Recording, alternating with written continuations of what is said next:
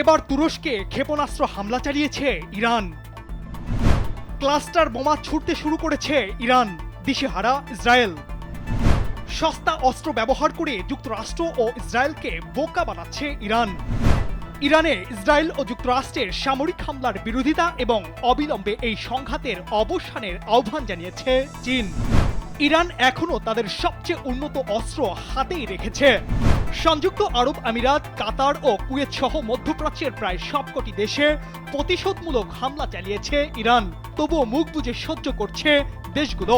পুরো ইউরোপকে কড়া হুঁশিয়ারি দিল তেহরান। এবার তুরস্কে ক্ষেপণাস্ত্র হামলা চালিয়েছে ইরান। দেশটিতে সরাসরি কোনো মার্কিন সামরিক ঘাঁটি নেই, তবে পশ্চিমা সামরিক জোট ন্যাটোর ঘাঁটি রয়েছে। তুরস্ক নিজেও এই জোটের সদস্য, এজন্য সেখানে ন্যাটোর ঘাঁটি সহ বিভিন্ন স্থাপনা আছে এবং সেগুলো যৌথভাবে ব্যবহার করা হয়। বিশ্লেষকরা মনে করছেন, আঘাত আসতে পারে এমন সম্ভাব্য সব মার্কিন স্থাপনায় প্রতিশোধমূলক আক্রমণ করছে ইরান। এরই অংশ হিসেবে তুরস্কে হামলা চালিয়েছে দেশটি। এদিকে ইসরায়েল ও যুক্তরাষ্ট্রের আগ্রাসনের জবাবে উপসাগরীয় দেশগুলোতে ইরান যে হামলা চালাচ্ছে তা অবিশ্বাস্য ভুল কৌশল বলে আখ্যা দিয়েছে তুরস্ক। দেশটির পররাষ্ট্রমন্ত্রী হাকান ফিদান বলেছেন, আরব দেশগুলোতে আক্রমণ চালানোর কারণে ইরান এই অঞ্চলে অস্থিতিশীলতা আরও বাড়িয়ে দিচ্ছে। তুর্কি রাষ্ট্রীয় সম্প্রচার মাধ্যম টিআরটি হারবারকে দেওয়া সাক্ষাৎকারে তিনি বলেন, ইরানের এসব স্থানে নির্বিচারে বোমা বর্ষণ করা একেবারেই ভুল কৌশল। তেহরান এমন এক কৌশল নিচ্ছে, তা হলো আমি যদি ডুবি তবে পুরো অঞ্চলকেও সঙ্গে ডুবাবো। ফিদান সতর্ক করে বলেন, ইরানের হামলার শিকার দেশগুলোতে যদি এই আক্রমণ অব্যাহত থাকে তাহলে তারা নীরব নাও থাকতে পারে। এতে সংঘাত আরও বিস্তৃত হওয়ার ঝুঁকি উদ্বেগজনক। তিনি আশা প্রকাশ করেন, ইরানের নতুন নেতৃত্ব সংঘাত শেষ করতে প্রয়োজনীয় সদিচ্ছা প্রদর্শন করবে। ইসরায়েলের ক্ষেপণাস্ত্র হামলায় ক্লাস্টার বোমার সাবমিউনিশন ব্যবহার শুরু করেছে ইরান। ইসরায়েলি প্রতিরক্ষা বাহিনী আইডিএফ দাবি করেছে, মঙ্গলবার ইসরায়েলের মধ্যাঞ্চলীয় এক এলাকায় ওই বোমা ব্যবহার করা হয়েছে। এতে ওই এলাকায় 1 ডজনেরও বেশি মানুষ আহত হয়েছেন। প্রশ্ন হলো, ক্লাস্টার বোমা কি? মূলত ক্লাস্টার বোমা এক ধরনের প্রাণঘাতী যুদ্ধাস্ত্র। একাধিক বিস্ফোরক বা বোমা থাকে। গুচ্ছ বোমার একটি ক্যানিস্টার 10 থেকে শুরু করে শত শত ছোট বোমা বহন করতে পারে। ক্যানিস্টারগুলো বিমান, আর্টিলারি অথবা রকেট লঞ্চার থেকে নিক্ষেপ করা হয়। দ্বিতীয় বিশ্বযুদ্ধের সময় প্রথম ব্যবহার করা হয় ক্লাস্টার বোমা। উদ্বেগের বিষয় হলো, এই বোমা মাটিতে পড়ার পর সবগুলো একসাথে বিস্ফোরিত হয় না। এগুলোর 1 সপ্তাহ, 1 মাস, এমনকি 1 বছর পরও বিস্ফোরণ ঘটে। এতে বেসামরিক জনগণের উপর ব্যাপক প্রভাব পড়ে। বিশেষ করে শিশুদের এই অস্ত্রের শিকার হওয়ার সম্ভাবনা অনেক বেশি থাকে। কারণ এই বোমাগুলো আবাসিক বা কৃষি এলাকার আশেপাশে পড়ে থাকতে দেখা যায়। অনেক সময় বোমাগুলোকে ছোট খেলনার মতো দেখায়, ফলে কৌতূহলবশত শিশুরা এগুলোর প্রতি আকৃষ্ট হয় এবং দুর্ঘটনার শিকার হয়। 2008 সালে এই বোমা নিষিদ্ধ করে 120টিরও বেশি দেশ, যার মধ্যে রয়েছে ফ্রান্স ও যুক্তরাজ্যের মতো মার্কিন মিত্ররাও। এমনকি যুক্তরাষ্ট্রে ক্লাস্টার বোমা উৎপাদন, ব্যবহার এবং পরিবহন সম্পূর্ণ নিষিদ্ধ। তেল আবিবের জেলা কমান্ডার হাইম সারগরফ বলেছেন, ইসরায়েলের মধ্যাঞ্চলের একাধিক স্থানে ক্লাস্টার বোমা দিয়ে আঘাত করেছে ইরান। হামলায় অনেকে আহত এবং বড় ধরনের ক্ষয়ক্ষতি হয়েছে। অরিত্র বাসু, কালবেলা।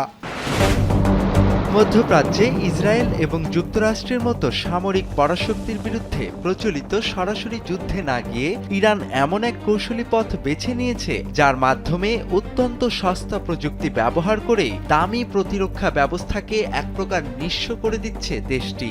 আর এই কৌশলের মূল অস্ত্র হল ইরানের তৈরি কামিকাজে বা আত্মঘাতী ড্রোন, যা বর্তমানে পেন্টাগন এবং তেল আবিবের নীতি নির্ধারকদের কপালে ফেলেছে চিন্তার ভাঁজ।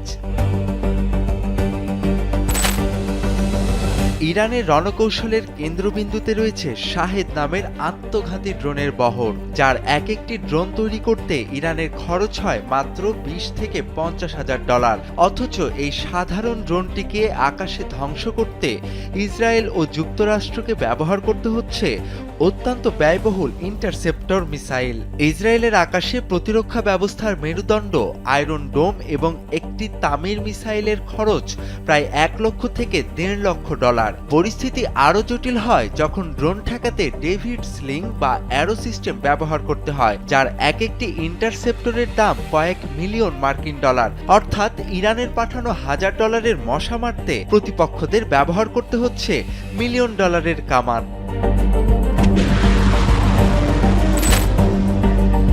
ইরানের এই কৌশলের নাম দেয়া হয়েছে ইকোনমিক অ্যাট্রিশন। ইরান যখন একসাথে কয়েকশো ড্রোন ও মিসাইল নিক্ষেপ করে, তখন ইসরায়েলের প্রতিরক্ষা ব্যবস্থা সেগুলোকে রুখতে গিয়ে মাত্র কয়েক ঘন্টার ব্যবধানে বিলিয়ন ডলারের গোলাবারুদ খরচ করে ফেলে। সামরিক বিশেষজ্ঞরা একে দেখছেন সুপরিকল্পিত ফাঁদ হিসেবে। ইরানের লক্ষ্য কেবল আঘাত করা নয়, বরং ইসরায়েল ও আমেরিকার ইন্টারসেপ্টর মজুদ খালি করে দেয়া। কারণ একটি দামি মিসাইল তৈরি করতে যে সময় ও অর্থের প্রয়োজন হয়, তার বিপরীতে ইরান অত্যন্ত দ্রুত গতিতে হাজার হাজার সস্তা ড্রোন তৈরি করতে সক্ষম। এখনকার উত্তপ্ত ভূরাজনৈতিক প্রেক্ষাপটে দেখা যাচ্ছে ইরান প্রথমে এক ঝাঁক সস্তা ড্রোন পাঠায়, যা রাডারের পর্দায় লক্ষ্যবস্তু হিসেবে ধরা দেয় এবং প্রতিরক্ষা ব্যবস্থাকে ব্যস্ত রাখে। যখন আকাশ প্রতিরক্ষা ব্যবস্থা এই সস্তা ড্রোনগুলো ধ্বংস করতে তাদের মূল্যবান মিসাইলগুলো শেষ করে ফেলে, ঠিক তখনই ইরান তাদের উচ্চগতির নিখুঁত ব্যালিস্টিক মিসাইলগুলো নিক্ষেপ করে। এই স্যাচুরেশন অ্যাটাক কৌশলে ইসরায়েলি ও মার্কিন রাডারগুলো দ্বিধায় পড়ে যায়, আর খুব সহজেই প্রতিরক্ষা বলয় ভেদ করে ফেলে ইরান। এদিকে যুক্তরাষ্ট্র ও ইসরায়েল বর্তমানে এই ড্রোন আতঙ্ক মোকাবেলায় আয়রন বিম নামক লেজার প্রযুক্তি নিয়ে কাজ করছে, যা খরচ কমিয়ে আনবে বলে দাবি করা হচ্ছে। তবে বর্তমান যুদ্ধ পরিস্থিতিতে ইরানের এই সস্তা প্রযুক্তির মাধ্যমে দামি প্রতিরক্ষা ব্যবস্থাকে বোকা বানানোর কৌশলটি বেশি কার্যকর প্রমাণিত হচ্ছে। এটি কেবল একটি সামরিক বিজয় নয়, বরং এক প্রকার মনস্তাত্ত্বিক ও আর্থিক যুদ্ধ, যেখানে ইরান সস্তা কামিকাজে দিয়েই যুক্তরাষ্ট্র আর ইসরায়েলকে বোকা বানিয়ে কয়েক দশকের দামি প্রযুক্তিকে চ্যালেঞ্জের মুখে ফেলে দিয়েছে। তোফায়েল আহমেদ, কালবেলা। মধ্যপ্রাচ্যের সংঘাত ঘিরে কূটনৈতিক তৎপরতা জোরদার করেছে বিশ্ব শক্তিগুলো। ইরানে ইসরায়েল ও যুক্তরাষ্ট্রের সামরিক হামলার বিরোধিতা এবং অবিলম্বে এই সংঘাতের অবসানের আহ্বান জানিয়েছে চীন। মঙ্গলবার ইসরায়েলের পররাষ্ট্রমন্ত্রী গিডিয়ন সারের সঙ্গে এক ফোন আলাপে এই আহ্বান জানিয়েছেন চীনের পররাষ্ট্রমন্ত্রী ওয়াং ই। টেলিফোনে আলাপকালে ইসরায়েলি পররাষ্ট্রমন্ত্রীকে ওয়াং ই বলেছেন, বল প্রয়োগ করে কখনোই সমস্যার প্রকৃত সমাধান সম্ভব নয়, বরং এটি প্রায়ই নতুন সমস্যার জন্ম দেয় এবং দীর্ঘমেয়াদী গুরুতর পরিণতি ডেকে আনে। সামরিক শক্তির আসল সার্থকতা যুদ্ধক্ষেত্রে নয়, বরং যুদ্ধ প্রতিরোধ করার মধ্যে নিহিত। মঙ্গলবার ইরানের রাজধানী তেহরান, লেবাননের রাজধানী বৈরুত, বাহরাইনের মানামা, সংযুক্ত আরব আমিরাত, কাতার ও কুয়েতে ভয়াবহ হামলার ঘটনা ঘটেছে। পাল্টাপাল্টি আক্রমণে পুরো মধ্যপ্রাচ্য জুড়ে ইরানের হামলায় আঞ্চলিক যুদ্ধের ঝুঁকি তৈরি হয়েছে। এদিকে এই যুদ্ধকে কেন্দ্র করে বিশ্বজুড়ে জ্বালানি সরবরাহ ব্যাহত হওয়ার আশঙ্কায় আন্তর্জাতিক শেয়ার বাজারে বড় ধরনের ধস নেমেছে। এসব বিষয় উল্লেখ করে গিডিয়ন সারকে চীনের পররাষ্ট্রমন্ত্রী বলেছেন, আন্তর্জাতিক ও আঞ্চলিক সব সমস্যা সংলাপ ও আলোচনার মাধ্যমে সমাধান করা উচিত বলে চীন বিশ্বাস করে। তাই পরিস্থিতি স্বাভাবিক করতে চীন গঠনমূলক ভূমিকা পালন করবে বলেও জানিয়েছেন তিনি। ইরান এখনও তাদের সবচেয়ে উন্নত অস্ত্র হাতেই রেখেছে। যুক্তরাষ্ট্র ও ইসরায়েলের বিরুদ্ধে দীর্ঘমেয়াদী যুদ্ধের প্রস্তুতি রয়েছে জানিয়ে ইরান হুঁশিয়ারি দিয়ে বলেছে, তারা এখনও তাদের সবচেয়ে উন্নত অস্ত্রগুলো ব্যবহার করেনি। প্রতিরক্ষা মন্ত্রণালয়ের মুখপাত্র রেজা তালাইনিক দাবি করেন, এই চাপিয়ে দেওয়া যুদ্ধ দীর্ঘ সময় ধরে আক্রমণাত্মক প্রতিরক্ষা চালানোর সক্ষমতা তাদের রয়েছে এবং যুদ্ধের শুরুতেই তারা সব উন্নত অস্ত্র প্রয়োগ করবে না। এদিকে মার্কিন সেন্ট্রাল কমান্ডের প্রধান জেনারেল কুপার দাবি করেছেন, ইরানের পাল্টা আঘাত হানার সক্ষমতা ক্রমেই হ্রাস পাচ্ছে। তিনি জানান, ইরান ইতিমধ্যেই 500টিরও বেশি ব্যালিস্টিক ক্ষেপণাস্ত্র এবং 2000 ড্রোন ব্যবহার করেছে। তবে বর্তমানে উৎক্ষেপণ সক্ষমতায় বড় ধরনের সংকটের মুখে পড়েছে। কিন্তু ইরান এই দাবি উড়িয়ে দিয়ে জানিয়েছে, তেহরান এখনও তাদের উন্নত অস্ত্রগুলোতে হাতই দেয়নি। সংযুক্ত আরব আমিরাত, কাতার ও কুয়েত সহ মধ্যপ্রাচ্যের প্রায় সবকটি দেশে প্রতিশোধমূলক হামলা চালিয়েছে ইরান। তবুও ইরানের বিরুদ্ধে সরাসরি যুদ্ধের ময়দানে নামছে না মধ্যপ্রাচ্যের এই দেশগুলো। মার্কিন ঘাঁটিতে ইরানের মিসাইল আছড়ে পড়লেও উপসাগরীয় দেশগুলোর প্রতিক্রিয়া শুধুই রক্ষণাত্মক, যেন তারা কেবল আকাশ প্রতিরক্ষা দিয়েই দায় সারতে চাইছে। কিন্তু কেন এই পিছুটান? কেন নিজেদের মাটিতে আগুনের আঁচ লাগার পরও পাল্টা আঘাতের সাহস দেখাচ্ছে না আরবরা? বিশ্লেষকরা বলছেন, আরব দেশগুলোর আকাশচুম্বী অট্টালিকা আর চকচকে অর্থনীতির আড়ালে লুকিয়ে আছে অত্যন্ত স্পর্শকাতর ভঙ্গুর এক অবকাঠামো। তাদের বিদ্যুৎ গ্রিড, শীতাতপ নিয়ন্ত্রিত ব্যবস্থা এবং বিশেষ করে সমুদ্রের লোনা পানি শোধন কেন্দ্রগুলো ইরানের মিসাইলের সহজ লক্ষ্যবস্তু। একবার যদি এই লাইফলাইন বা জীবন রেখায় আঘাত লাগে, তবে দুবাই বা রিয়াদের মতো আধুনিক শহরগুলো মাত্র কয়েক দিনের মধ্যেই বসবাসের অযোগ্য বা মৃত্যুপুরীতে পরিণত হবে। মূলত এই ভয়ই তাদের হাত পা বেঁধে রেখেছে। কাতার ভিত্তিক গালফ টাইমসের সম্পাদক ফয়সাল আল মোহতাকা ও কাতারের সাবেক প্রধানমন্ত্রী হামাদ বিন জসিম আল থানির মতে, এই লড়াই মূলত আমেরিকা ও ইসরায়েলের সঙ্গে ইরানের। আরবরা এখানে কেবল বলির পাঠা হতে চায় না, সরাসরি যুদ্ধে জড়ালে আরব বিশ্বের অর্থনীতি ও অবকাঠামো মারাত্মক ক্ষতির মুখে পড়বে। তাছাড়া সৌদি বা আমিরাতের সামরিক শক্তির পুরোটাই আমেরিকা নির্ভর। রাডার থেকে প্যাট্রিয়ট মিসাইল সবকিছুর চাবি ওয়াশিংটনের হাতে।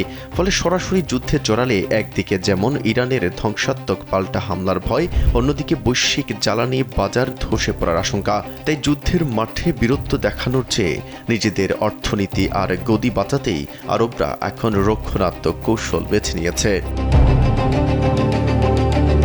মেহেদী হাসান, কালবেলা। মধ্যপ্রাচ্যে ইরান, ইসরায়েল ও যুক্তরাষ্ট্রের মধ্যে চলমান সংঘাত এখন এক ভয়াবহ রূপ নিয়েছে। এরই মধ্যে পুরো ইউরোপকে কড়া হুঁশিয়ারি দিয়েছে তেহরান।